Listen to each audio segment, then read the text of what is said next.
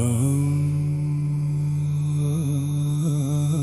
muncit de mic, am stat pe loc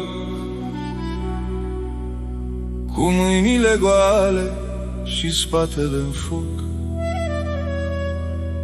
Dimineața-n frig, seara rup de tot. Anii au trecut, eu tot aici sunt. Am ridicat ziduri pentru alții bogați, case cu lumină, eu tot la chiriaș. Mi-am lăsat tinerețea pe schele și în praf și acum întreb noaptea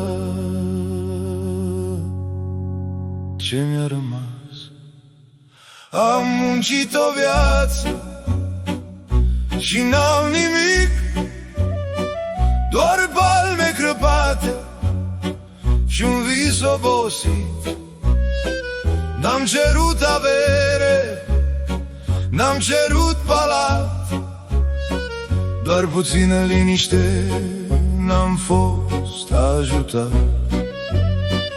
Am muncit o viață cinstit și drept și tot ce-am strâns e un gol în piept. Dacă asta-i soarta omului sărac, să muncească mult și să moară în tăcere plecat.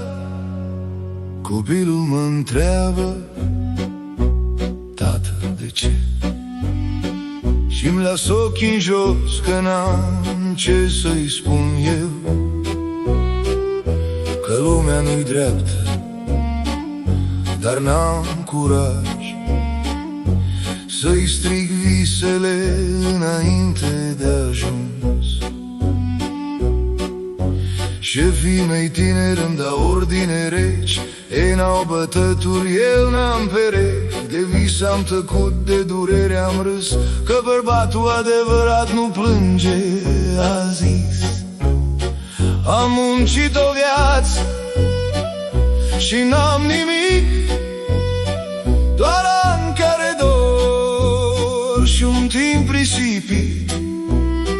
N-am furat nimic, n-am călcat strâmb, dar viața m-a ținut mereu la pământ. Am muncit o viață cu capul plecat, să nu fiu o povară, să fiu respectat. Dacă mâine dispar, spune-mi și mie, cine-mi va cânta munca, cine o să știe. Nu vreau milă, nu vreau plâns, vreau doar să știu că n-a fost degeaba, că sudoarea mea n-a curs în vânt, că am fost mai mult decât un om de rând.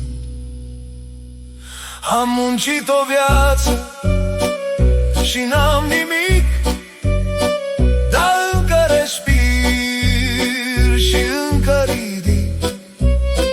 Dacă asta-i crucea pe care